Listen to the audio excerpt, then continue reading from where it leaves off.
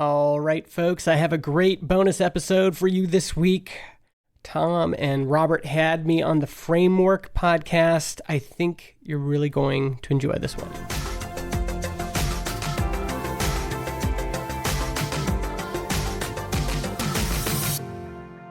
You're listening to Framework, where we dig into the research, planning, and building that goes into bringing products to market. I'm Rob Hayes. And I'm Tom Creighton, and today we're talking with Justin Jackson, who is the co-founder of the podcasting hosting and analytics platform Transistor and host of the Build Your SaaS podcast. We'll discuss building tools for creator communities like podcasters and doing it as an independent, non-venture-backed SaaS business. We wanted to talk with Justin for a couple of reasons. Justin is one of the most recognizable faces in the independent creator community on Twitter, and he manages to do more than just register a domain for every project idea he has, like some of the hosts of this podcast. He actually builds them and helps other indie creators do the same. And as podcasters ourselves, we're excited by the idea of focusing on this community of creators to provide tools to create better content and lower the barrier to entry. Justin, can you give us a short intro to yourself and what Transistor is all about for those people who aren't familiar with it?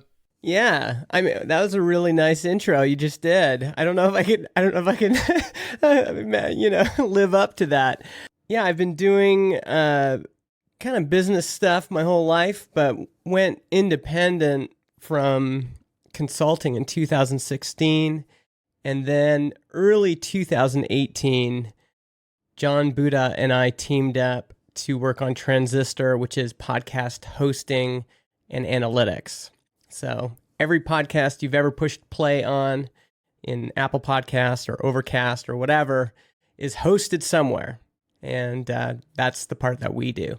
Awesome. And so when you guys got going on this in 2018, can you give us a sense of what the software landscape looked like for podcasting back then? I imagine it's evolved a ton in the last 2 years, but how much tooling was in the space when you got going, and where was it focused in the workflow of a podcaster?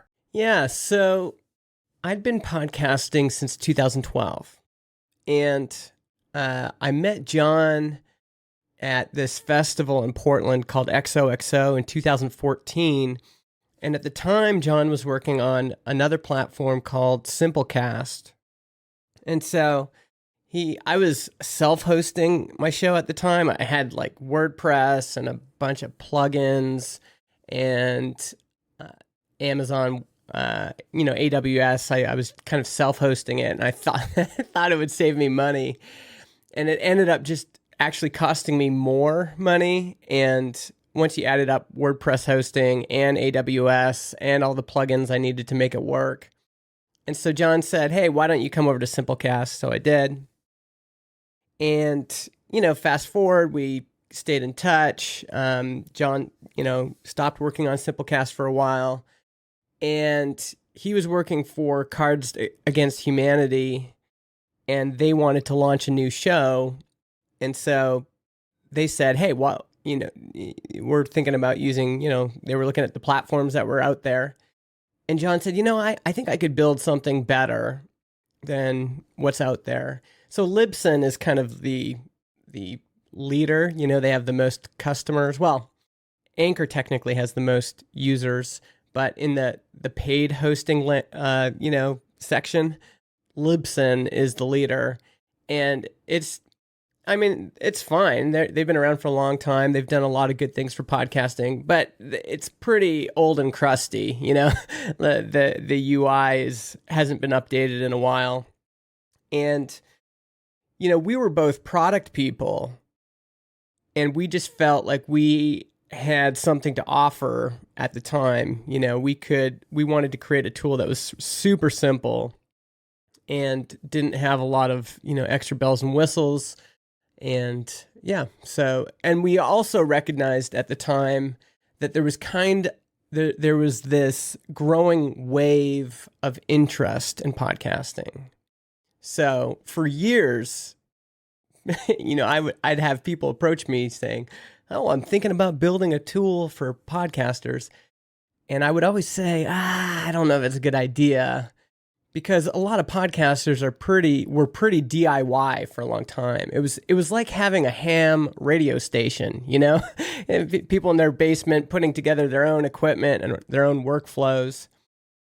And so the timing for a long time didn't seem right. But around 2017, I noticed there was kind of a shift in the tide. And not only did I personally know a lot of people who had podcasts, but every week the New York Times had a new, piece on podcasting. There was Serial, there was Gimlet, and then also companies for the first time were investing in the medium. They were building little podcast studios and starting shows. And so I don't think we would have started it, or I wouldn't have been interested unless I could see this kind of swell of demand that was increasing. And as I was looking at that, I felt like, okay, this would be a good time to team up with John and maybe actually turn this into a business as opposed to, just an internal tool for Cards Against Humanity. So when you were chatting with John, either, at XOXO or shortly thereafter, how far along was sort of this core idea of Transistor? So, I mean, the timeline, you probably get two different stories if you talk to John or myself. The way I remember it is we were in a Slack together from a previous project that never took off. And, we just stayed in touch and we were sharing what we were working on. And sometime in 2017, he was saying, I'm thinking about building a new podcast hosting platform for Cards Against Humanity. And I was looking for a new project to work on. And I'd been thinking a lot about the market and how the market you're in really determines most of your growth. I'd become friends with this fellow named Adam Wathan, who he's the co-creator of Tailwind CSS, which is kind of taking over the web design front end landscape right now.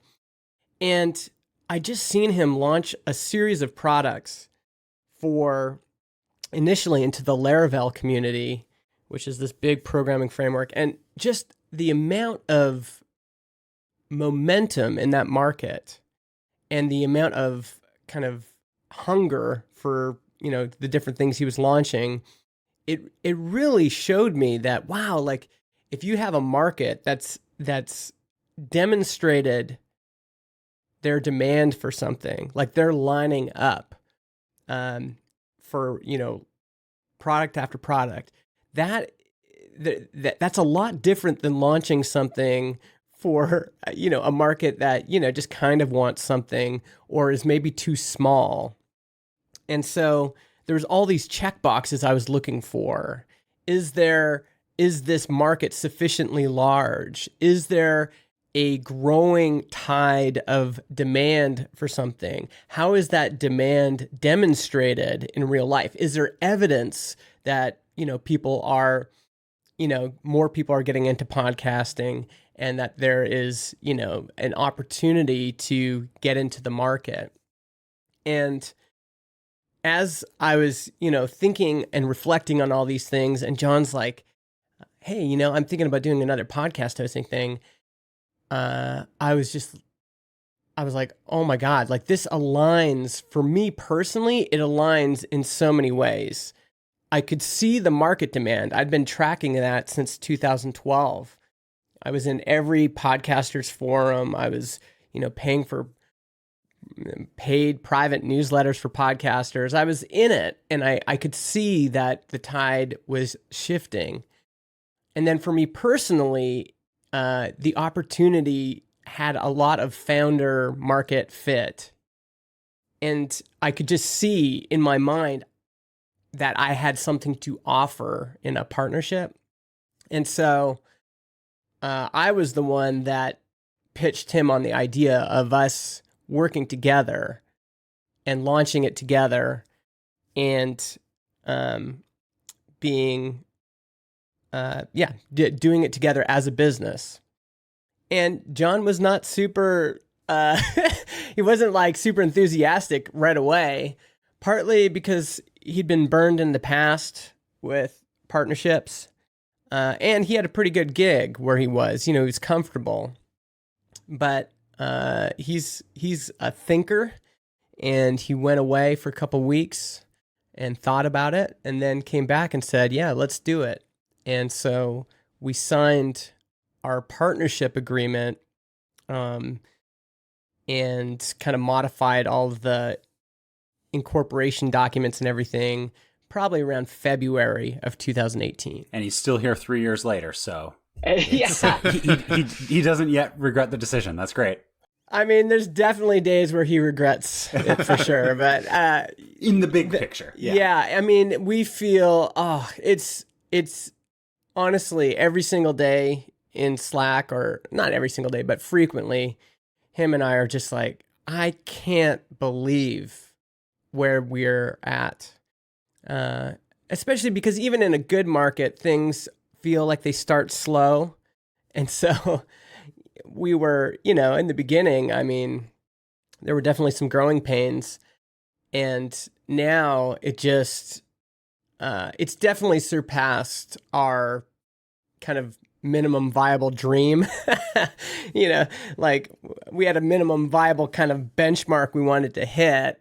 And I think we said, $20,000 a month in recurring revenue would be kind of default alive. And then at 50,000 monthly recurring revenue, that would be a pretty good business. And we've passed both of those benchmarks. And so now, yeah, it's a trip to be here.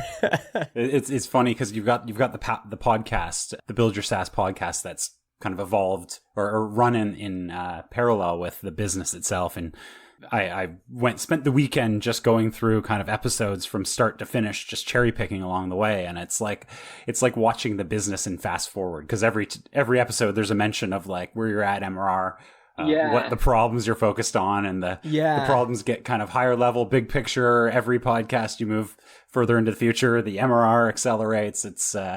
It's pretty fun to watch that business development on fast forward there. Yeah, and to have that archive is pretty dope. I mean, really, to be able to look back, and again, if my story evolves too much from the truth, we have this this canon of truth we can go back to. I want to touch on what you said around, you felt that groundswell of interest, the audience growth, the creator growth around podcasting when you were batting around the idea in 2018. So, that gave you an indication of where the market was. How did you kind of settle in on the problem space of hosting and analytics as your kind of entry point into building software for that community? I think the answer would be different for John. I think John, he had built it before, and he had some product intuition that he wanted to, he wanted to improve things that he'd done before. And in his case, there was demonstrated demand because his employer was looking for a solution. On my side, I was just seeing like there's some things that are kind of the main course of a meal that everybody gets. Like if you're starting a business, everybody needs to get website hosting. And most people, you'll sign up for a Twitter account. You'll probably get some accounting software. You'll probably get some sort of project management software. And, as you go further and further from the main dish, some things are more like side dishes and some things are more like dessert, and side dishes kind of complement the main thing. So maybe you'll get website hosting and then you'll get website analytics on the side. And then maybe, for fun, you might buy a few WordPress plugins that are more like dessert. I don't know. I'm trying to stretch the metaphor here, but that I just noticed that there was this dynamic. And in the category of podcasting, the main thing that everybody needs is hosting and analytics. You need somewhere to put those MP3s. And kind of included in that layer is, other things too, like maybe a little website, maybe a little social media landing page, an embeddable player you can put on your site, and a way, of course, a way to generate the RSS feed that you're going to then submit to Apple Podcasts and Spotify. And then even there's like, oh, well, in terms of the job to be done, like why are people even looking for podcast hosting? It's because they want to get their podcast on Spotify and Apple Podcasts, and they don't know how to do that. So the easier you can make that, whether through the UX or just through good customer support, there's an opportunity there. So I think that was part of what I was looking at, was what's the main thing that everybody needs. And I'd interviewed folks on my podcast like Zencaster, and I'd seen that they had a lot of success doing what they were doing. And the people that were, buying their service were mostly businesses that had a podcast. And so that was kind of interesting to me, but I also saw the technical side of doing like web recording in a browser is quite complicated. And so if we were going to bootstrap this, it was like, this is probably a good fit in all of those vectors. And there's one more thing I was going to say, but I can't remember. Maybe it'll come to me. Yeah, sorry. We can just cut that out. Yeah. So you mentioned as you were looking at this space, and particularly around the time that Transistor was starting to come together, you were noticing that it wasn't just individual creators anymore, but like brands, publishers, and so on were starting to get into the space. Were you trying to serve any one of those segments, or really just, as you said, like satisfy that basic need for the main dish? Yeah. So I think initially I believed this startup mantra that that you need to choose a niche. And so I had developed a relationship with Jason Cohen, the founder of WP Engine, and I was like, oh, this is perfect, because Jason Cohen offered this kind of premium WordPress hosting service to businesses. That was his niche. He's not going to be for hobbyists. He's not going to be for bloggers.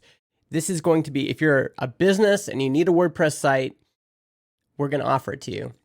And so our initial positioning was podcast hosting for brands and businesses. And we quickly discovered that was hurting us more than it was helping. Partly because podcasting is just a lot smaller, but also because the people who are starting to podcast, a lot of them don't see themselves as brands or businesses.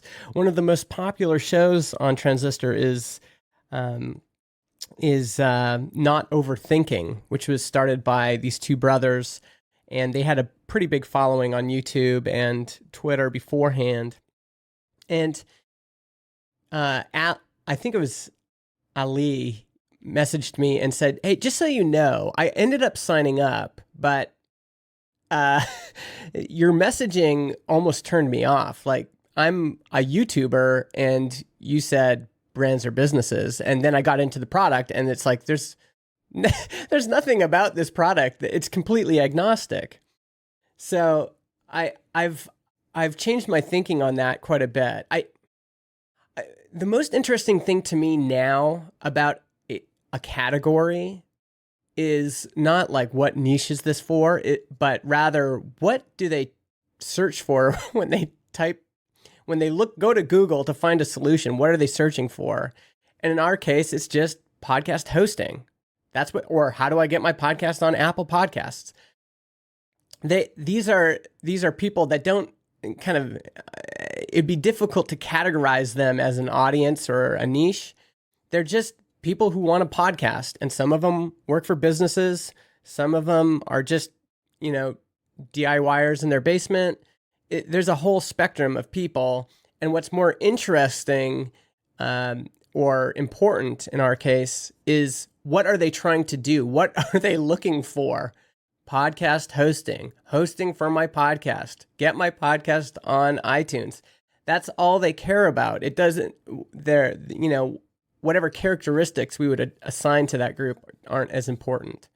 So within our customer base, we definitely have some niches. Like I have a lot of programmers and, startup people starting podcasts. We have a lot of bootstrappers starting podcasts. But those groups, when you compare it to our overall customer base, which is, thousands and thousands of people, maybe they account for hundreds of accounts, but not thousands. So yeah, there was an evolution there of how many people are looking for podcast hosting and how can we reach them? And those were the more important questions than who is this specifically for, Yeah. And so with that diversity, I guess, in the potential kind of podcaster audience, were you able to kind of validate your assumptions, or did you actively validate your assumptions, or did you just kind of build something to do the validation, build something and release it to do the validation? I mean, I had some, we both had kind of fertile ground in our brains, I think, because we'd been, building the tools. Yeah, we'd been in podcasting for a long time. And so we'd seen and heard and felt things along the way, both personally and also, I've seen dozens and hundreds of podcast threads on Facebook and on Twitter and in conversations at conferences. So there's all this kind of fertile ground inside of us that we were kind of, I think, drawing on, which is the hard part of trying to deconstruct any sort of success, or even how did you get here, is I have to somehow communicate all of the context that John and I brought to the table, which is our experiences, our network, the skills we've had, the things we've tried, the experiments we've run. There's decades of this experience that we were, coming to the table with, which is maybe the advantage that a couple of, at the time, late 30s folks had, is that we had all this experience that we could bring to the table that maybe we wouldn't have had. Well, I definitely wouldn't have had at, 20 or 25. Yeah. So I think bringing all that to the table and then mining that as we went along, and then, testing some assumptions. Some of our assumptions were right. Many of our assumptions, I feel, were right. And some of them, once we kind of went down that path of, for example, we explored the idea of doing dynamic ad insertion or dynamic content insertion, which is still something we might do, but we developed this process, this discovery process called wait and see, which was basically just, it was just two of us. And at the beginning we were working on it on the side. And so you could have an idea, which was, we should do dynamic ad insertion. This is the big thing in podcasting. And some of our customers are requesting it. What more proof do you need? And we even went to Portland and met up and hashed everything out and, drew out all these plans. And then we got home and I said, it's just John was stressed out and I was like, well, let's just wait and see. And we waited and see, wait and see. And then we had some customers that had left because they, absolutely needed dynamic insertion.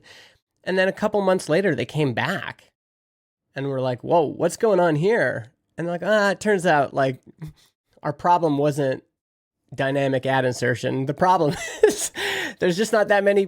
There's a lot of demand for advertisers, but there's not as much supply. And maybe that's not the solution for, the way I want to monetize my podcast. So that approach, I think, has actually served us well, of wait and see. And John definitely has way more of that inclination than I do. I have a new idea every day, and he's pretty grumpy about new ideas, and that grumpiness serves us well. On that exact topic, I mean, you've mentioned like you've been in podcasting for almost a decade, and very much a podcast power user or power creator. Leaning on that experience, did you make decisions about the product that you were building that you thought would be representative of your customer base, but it turned out you were acting on a faulty assumption, or it has that wait and see approach sort of served you well in that department? Yeah, I mean, I think a lot of our inclinations are correct.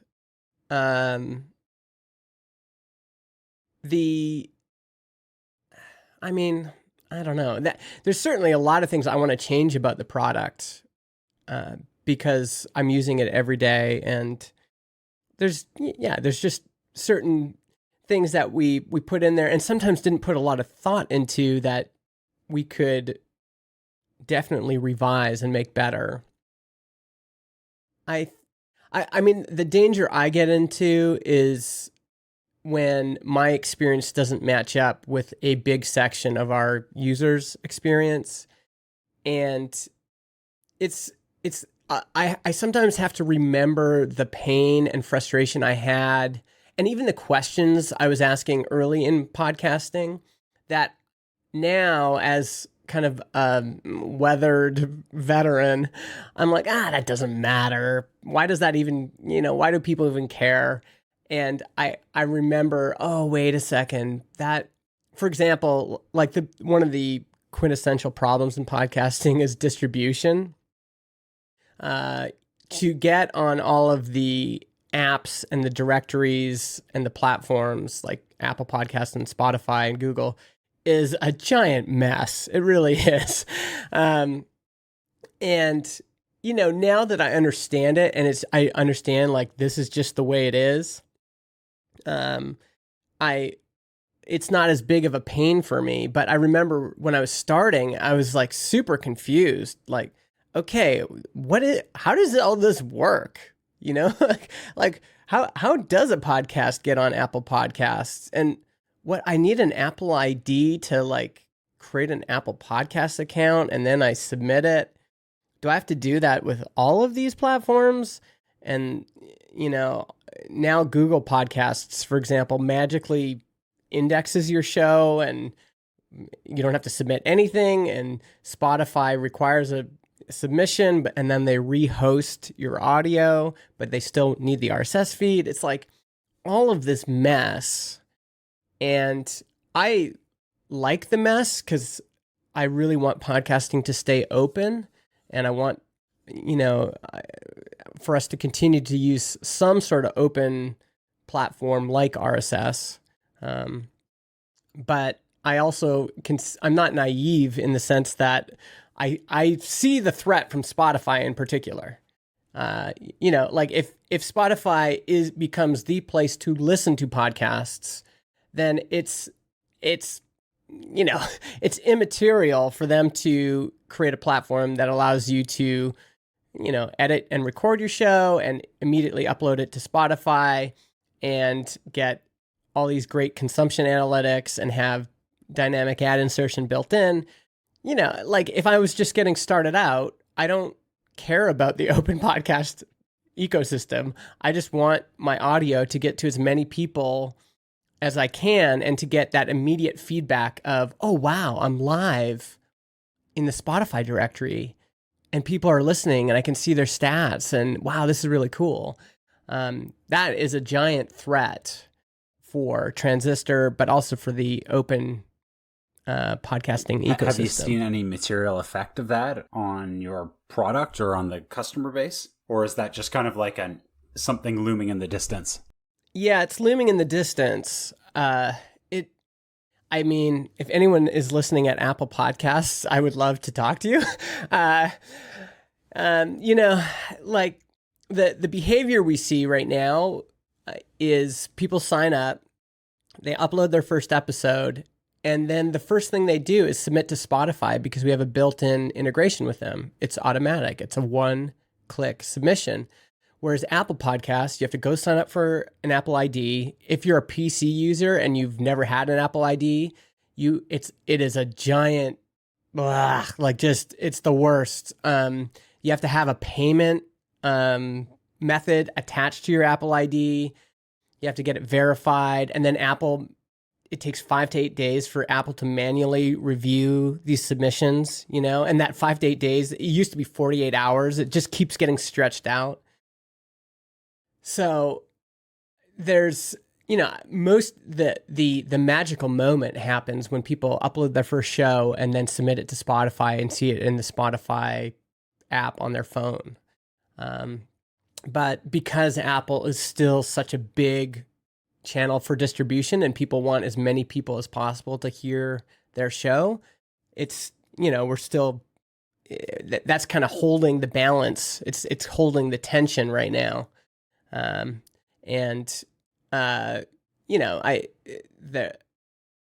see what happens. I'm hopeful that it'll stay open, and really what would help, I think, the open ecosystem is if Apple just improved their submission process.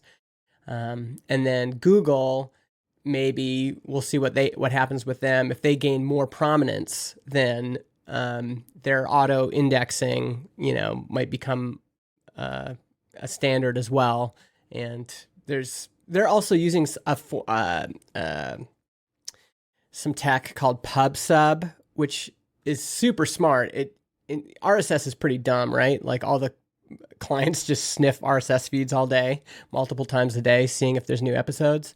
But PubSub, you actually send a push event to Google Podcasts and it says, oh, there's a new episode. So instead of just hitting your RSS feed all day, it just waits for the actual push event to, update. And so just to build on that point, it sounds like what you're saying is the risk is maybe, Apple's a great distribution channel right now, but the friction for creators to get their content there could just kind of see the volume of content on Apple atrophy over time. And then that would in turn, I guess, reduce its importance as a distribution channel. And that's when when industry consolidation around the Spotify's could happen. Yeah. I mean, Apple still has a pretty good hedge because the podcast app comes pre-installed on every phone. And so much of podcasting, and really, I think so much of just real world product, like the way products and things get distributed is via word of mouth. And so someone might hear about podcasting, and you may have even done this yourself. Like someone wants to listen to a show and you say, well, do you have an iPhone? And they go, yeah. And you go, okay, well, just search for podcasts in your app, in your apps. There it is. Search for the show you want. Okay, now you're listening to podcasts. So there's a lot of built-in strength there, for sure. But on the other side, there's this threat of, the easier Spotify makes it and the more kind of strategic acquisitions they make. Like right now, listen on Apple Podcasts is a cultural meme, right? It is something that gets repeated a lot, and there's this strength there. But the more that, if Spotify buys all of the big shows and people just hear listen on Spotify over and over again, that will become a cultural meme, and there'll be, some competition there. And yeah, I'm really hoping it doesn't turn out the same way YouTube did, because I think ultimately that was bad for creators. As soon as there's a single distribution channel, the owner of that distribution channel can use that leverage to crush creators. That creators will increasingly compete with each other to get the crumbs off the table. And we've already seen that with YouTube. They've reduced their ad, their ad share with creators. And in some ways, what saved them is live streaming on Twitch and other things, because then they had a different distribution channel. But you can see the effect of this. And I think open is better than closed. We saw it with blogging. We've seen it with email. Even though it's more messy and it's not quite as user-friendly, ultimately for creators and consumers, I think open is better. Just changing gears a little bit, I'd love to dive into like sort of the tactics of building the product, and the fact that you and John have a weekly podcast focused on basically your business and planning process is really interesting. It seems like you're often talking through decision making or introducing new ideas. How much of that, intentionally or otherwise, contributes to how Transistor evolves? Yeah. The nice thing about having a weekly show with your co-founder is it's an opportunity to talk about hairy issues and still be polite. So the forced civility? Yeah, because we know it's being recorded. And I mean, we always know we can scrub something with editing, but generally we're in just it.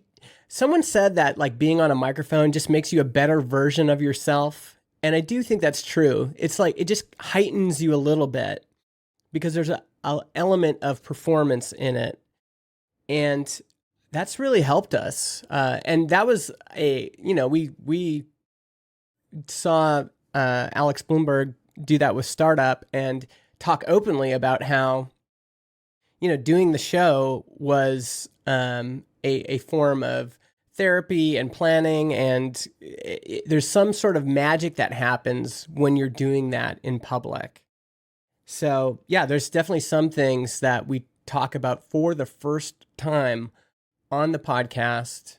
And I think it does really help. And then you have this feedback mechanism where listeners can respond. And many of our listeners are customers as well. And so they can say, oh, that thing you were talking about, it's not quite right. You're missing, this piece here. Oh, interesting. And so we have a feedback loop there that's quite helpful. And sometimes the podcast is the only time we talk in person every week. And it's almost like built in. It's like if, it'd be easy for us to just stay in our little Slack hobbit holes and just, send each other messages back and forth. And I think that can be bad for just interpersonal dynamics, but also in terms of planning. If we have 3 episodes where it's like, wow, we haven't talked about any product development stuff, probably because we're just kind of coasting, just kind of floating, and maybe we need to, do some planning. So, the podcast definitely helps, and we've adopted kind of a loosely adopted Basecamp's shape up process. And what I like about it is, first of all, it's just way more calm for us. Instead of feeling this pressure to have like a full backlog, it felt like I was a product manager for so many years, and it felt like a lot of my job was just to make sure there's a big backlog so that developers had something to do. You know what I mean?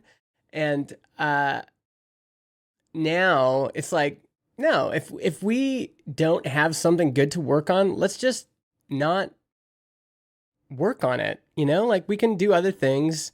And when something reveals itself as sufficiently important, then let's put it in a Google Doc and just kind of chew on it for a while.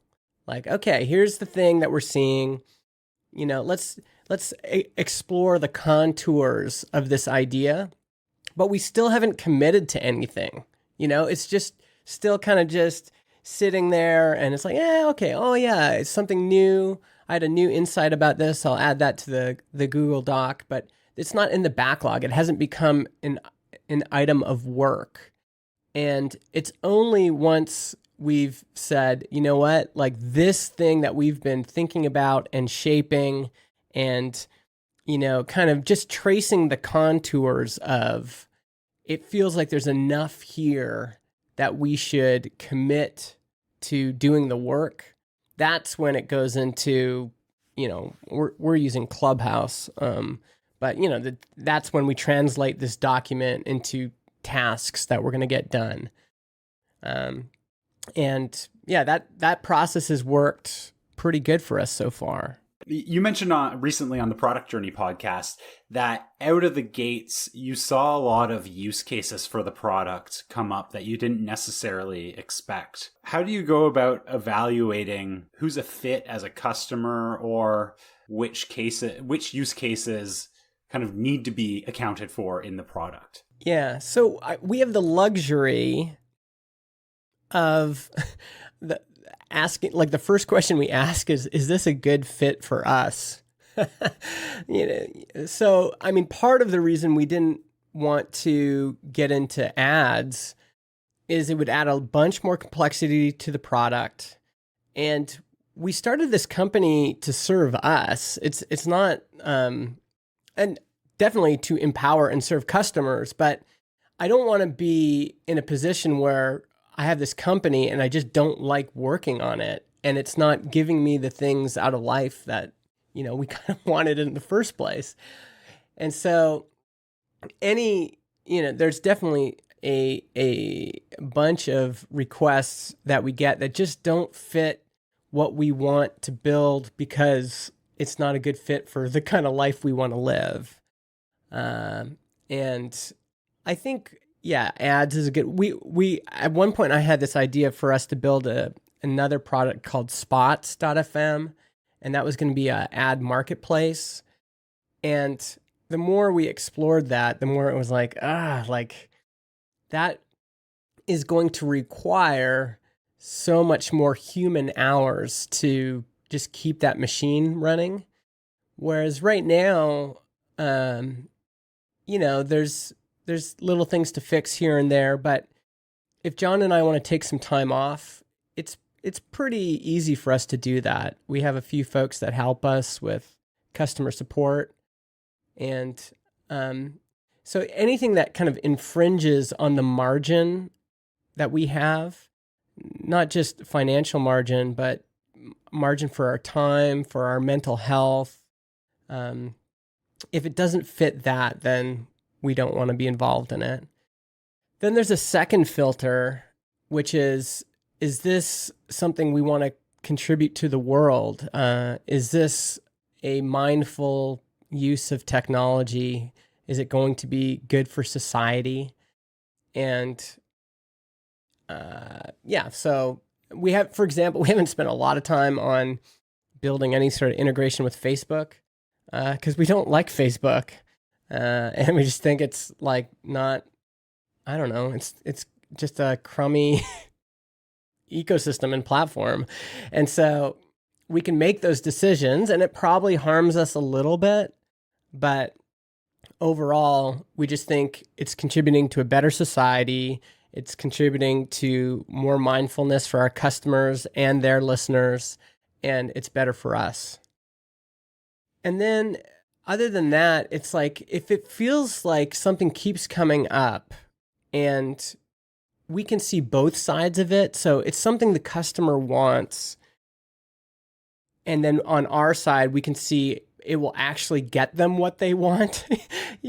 Like there's that perspective of, you know, people, again, the dynamic ads feature is such a good example because people were like so sure they needed that.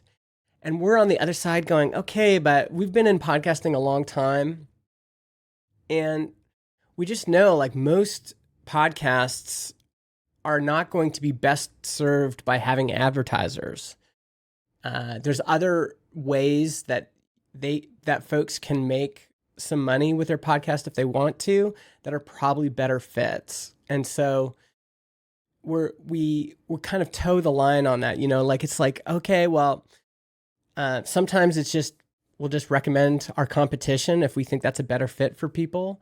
Sometimes we'll try to communicate our rationale, and we're also just very careful about what we introduce to the product, because we know anything we start, we're going to have to support, and it's very difficult to take things out.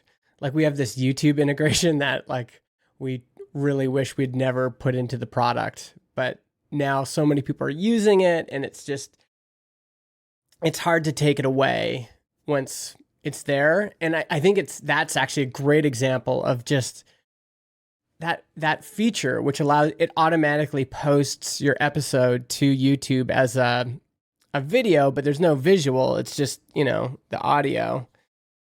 It's just from what I've seen, like 99%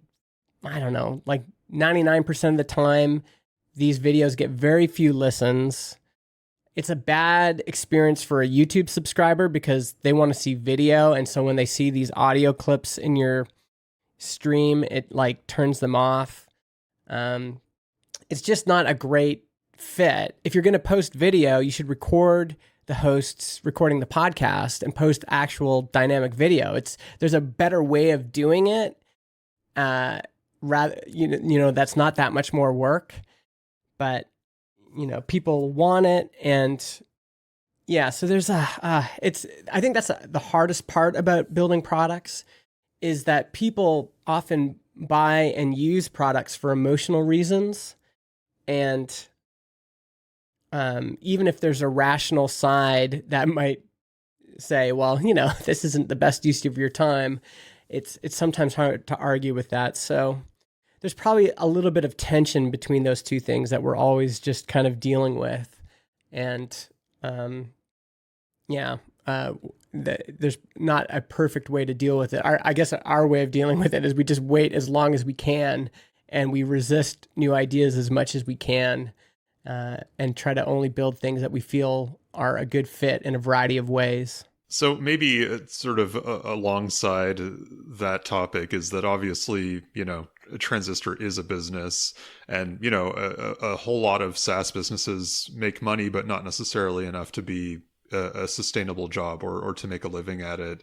How slippery is that slope in terms of feeling like you're just on the cusp? And I saw that recently or relatively recently on the Indie Hackers podcast, you were mentioning like in the early days, certainly it was a little touch and go. Mm-hmm. Was it always your intention to self-fund, or did you think about funding, or how did you approach sort of what your magic number was?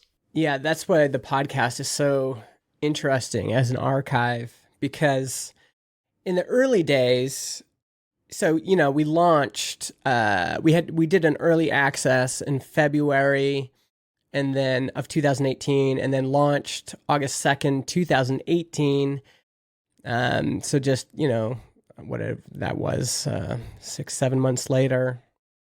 And when we launched, I was thinking, okay, if we double our early access, we'll be at $1,500 monthly revenue. And you just realize, wow, this is going to take some time. And I remember punching it into like a forecasting calculator, and I was like, well, this might take 5 years. And that was challenging for me in a financial sense, and for John in a time sense. So I came to Transistor without a lot of savings, without a lot of financial margin. I've got 4 kids and a lot of bills, and that, that was tough on me personally. And you can hear this in the podcast, like around August, September of that year, I'm starting to flail a little bit. The feeling of like, oh, I'm working on an exciting new project has subsided, and the reality of, wow, that mortgage still needs to get paid every month, right? And so that's when I was like starting to like really flail, like, oh, maybe we should get investment, and maybe we should launch another product, and maybe we should just all of these things. Like when you're when you're desperate for money, the pattern is always the same. You just like start grasping for any sort of way to make money, right? And it all has the smell of desperation on it. And so I was definitely doing that, which is one reason like it sucks, because the more margin you have when you start a business, like honestly, if you're going to self-fund, it sure helps to have a lot of money in your bank account, right? It just does. And it's a reason a lot of people end up raising money, because they don't want to take that risk themselves. There's a huge opportunity cost as well. Des from Intercom reached out to me and he's like, you've got the financial piece, but there's also your opportunity cost of you're investing some of your most kind of your best productive years to this thing, and you're hoping that it turns out. So that was challenging. I think what helped is at the time our numbers were public. And so we had all of these mentors and connections we'd made with, really great people that could look at our numbers and say, okay, well, you know what? You're actually on the right track. In my worst moments, I was like, I was emailing all these people I'd made connections with, like DHH from Basecamp and Jason Cohen. And the joke was like, when I get stressed out, I just email a bunch of millionaires and just see what, kind of whine to them. And it was, a lot of them were, it's difficult to give advice in those situations because nobody really knows, but they were able to look at our fundamentals and say, you know what, the fundamentals here look good. Like you're growing, and this is definitely, if you can hold on, you should hold on. As opposed to, if they looked at our numbers and said, oh, like this is, it was nice having some people that could look at our numbers and I knew would give me some really honest, brutal feedback. And I think all of them would have had no problems telling me it was a mistake to keep going. So that helped in those times, but it is hard in the beginning. Now, looking back on it, we're so glad we didn't raise money. Like, just so glad. We're beholden to nobody. We have no debt. We have no investors. We own 100% of the company. And if you can make it over that threshold, it's always better to bootstrap. Always. Unless, I guess, you're building something that's really capital intensive. But if the product and the market and everything aligns with bootstrapping and you can do it and you can get over that difficult stage, it's always better to bootstrap. Always. It gives you all the control. It gives you way more optionality. Like if someone came to us and said, hey, I want to invest $1 million in your company, we would have no idea of how to spend it. It's like we can't spend the money we have right now. Like in terms of like investing it back in the product, there's not like anything we really need to spend money on. And if we do need to spend money on it, we spend it. There's so much margin built into the business. So yeah, it's not a perfect answer in the sense that I can't tell you to just subscribe to the bootstrapping religion and that you'll definitely, benefit positively from it, because there's a lot of pain for a lot of founders. But for us, once we crossed that threshold, it was the right decision. Yeah.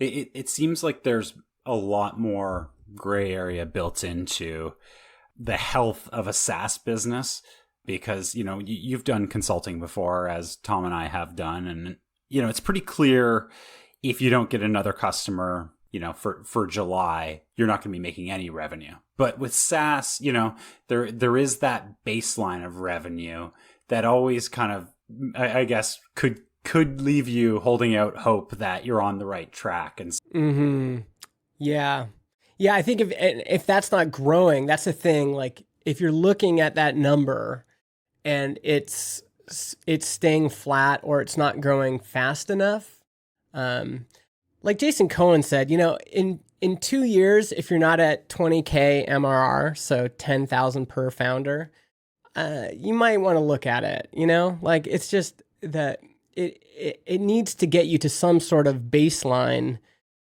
fairly quick. And I think, there's this really popular talk called the long, slow SaaS ramp of death, which has kind of been, it's a great talk. It's by Gail Goodman of Constant Contact, but as a mantra, it's like, it leads people or deludes people into thinking that, oh, well, this is just going to take a long time and it's going to be painful.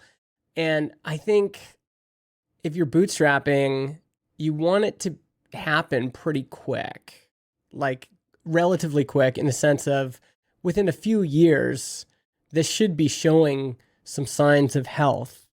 And because, again, the opportunity cost of your time and your energy is so valuable.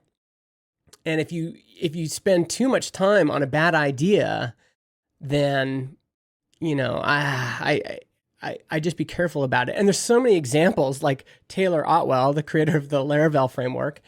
He spends years kind of cultivating this open source framework and building up an audience and, doing these conferences. And by the time he launches his SaaS, he has all this fertile ground to plant the seeds in.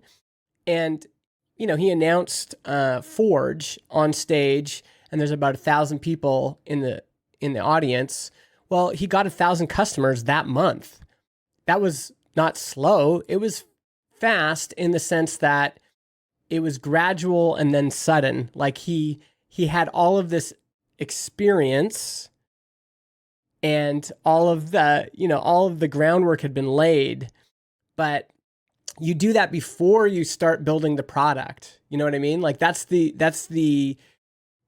culmination of all of your life experience. That's the ground that you're planting the seed in, and the market, right? It's like what's happening in the market, what's happened with my own experience. That's where you're planting the seed. And if that seed, come harvest time hasn't produced, well, the ground isn't fertile, right? You're missing something, either your own experience or the market you've chosen or whatever. And so, you wouldn't tell a farmer to like plant some seeds, and if they don't grow in a season, be like, well, just wait, maybe that something will happen. It's like, no, if they haven't sprouted in a season, you're in the wrong place. Like, go find different ground. And so we've touched on, MRR as the major quantitative measure of the business. On the qualitative side, was there anything that you were really focused in on to assess your success? Yeah. What were you looking at there? I mean, for me, everything is qualitative. So really the only metric we look at on like metrics is like MRR and active customers. That's really kind of it. I look at how many podcasts we have on the platform, but the only one I'm really looking at every month is MRR going up? Is it going down? Is it growing? How fast is it growing? That's all I really look at. On the qualitative side, it's just everything else. How am I seeing a lot of transistor links out in the wild? When I talk to people, what do they say about transistor? Have they heard of it? How many emails do I get from folks that are, or customer support messages do we get from folks that are like, oh yeah, I heard about it from this, or I've switched to you because of this. Those are the things I'm paying attention to every day. I get worried when our customer support is one of our biggest challenges. We get quite a few requests every day.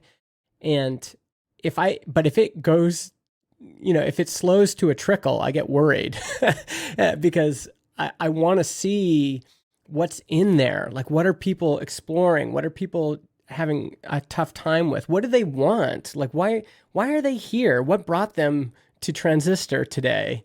And what underlying motivation was there to start a podcast. Yeah, and then just qualitatively what's happening in the industry. I'm a member of I don't know, there's at least 5 or 6 different Slacks that I check fairly regularly, just because I want to see what's bubbling in the in the ecosystem. What are people recommending without even being prompted to? What are the honest challenges folks are having? All that stuff is kind of out there, and that's me every day, just looking at it and kind of mentally recording it, or maybe jotting a note in my Apple Notes app or whatever of, oh, here's what I'm seeing. And oh, when I shared, I've noticed, for example, podcasters just want to be noticed.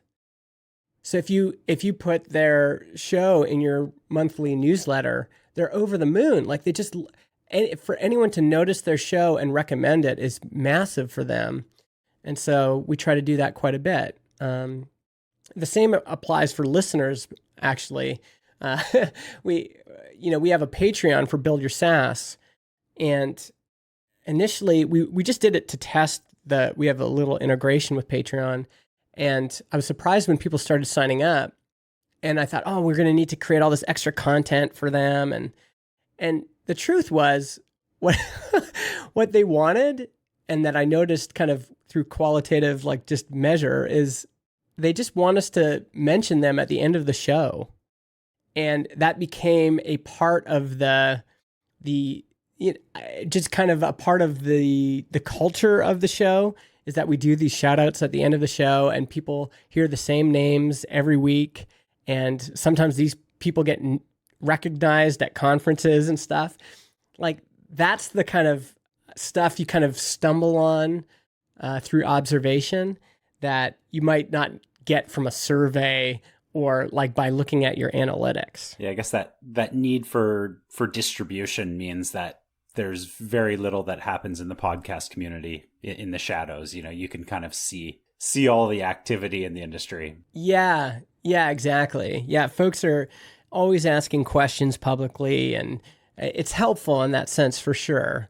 I think people can still get there, though, in other product categories just by becoming a member of, private Slack channels. This is when I'm at conferences, I sometimes like to ask people what secret Slack and Telegram groups are you a part of? Because increasingly that's where, people kind of converse in these back channels of the internet. And it's surprising, how many of those are out there. And, sometimes to get invited, you just say, hey, can I become a part of that? And then you're in there and you can observe, what people are talking about and what they're recommending and the struggles they're having. Just to round things out as we're, I guess, thinking a bit more on the business side of things. Obviously, as a software as a service business, you've got your sort of day-to-day focus on growth and so on. But how do you ensure you're thinking about or planning for the next more strategic phase of your business? How do you avoid staying too heads down? Part of it is that we do move pretty slow. We're pretty chill now.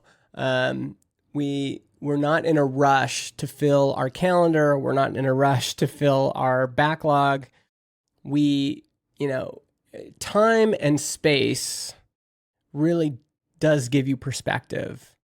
There's so many people over the years that I was so jealous of. And then you just let time elapse and you go, oh, wow, I really should not have been jealous of that person. It gives you perspective. And so I think by slowing down, that's helped us quite a bit.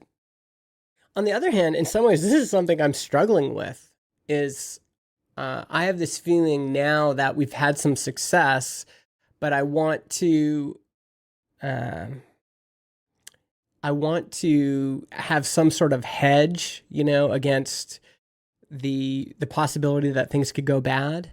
And so in this time where we do have margin and we do have space, I'm thinking through like, okay, what should we, like, should John and I be investing in other companies? Should we start something else? Should we be, should we be trying to figure out ways to take money off the table? There's all sorts of things I think we're wrestling with right now that, I don't really have an answer for yet. And strategic for Transistor is itself, I mean, podcasting has the advantage of it's never been a rocket ship sector. It's been growing pretty steady since, for like 2 decades or something. It's just, there's not going to be anything super, even the things that people think are going to be super revolutionary, like, oh, we're going to have dynamically inserted ads. It's like, okay, it probably isn't going to be a big deal. We thought Anchor was going to be a big deal, offering free podcast hosting, and it didn't end up being a big deal. So I shouldn't say that I'm not concerned. Like I said, there's definitely things on the horizon I'm concerned about. And strategically, in terms of like what we want to add to the product, there's things we're kind of letting simmer, but we're also trying to be slow with how we implement those things. I think if I have any sort of like anxiety about a strategic anxiety, it's thinking we're on a wave right now, but every wave eventually subsides or at least becomes, less of a swell. And what are we going to do then? And in my mind, I don't think podcasting has that much more room, meaning like there's not going to be something that comes along that really changes the trajectory, the growth trajectory, how much interest there is in the category. I think we're pretty much seeing that right now. Like this is kind of where it is.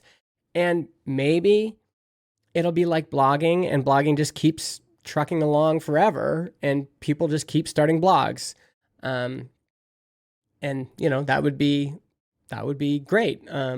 Maybe it's more like, definitely if it becomes centralized, then that will, I think, kill the category as far as we're concerned. So I'm more thinking like, what is there outside of podcasting, or maybe adjacent to podcasting that we should be looking at? And the most recent example of that for us was private podcasting. So we've created private podcasts that really automate a lot of the onboarding you would do with a private subscriber.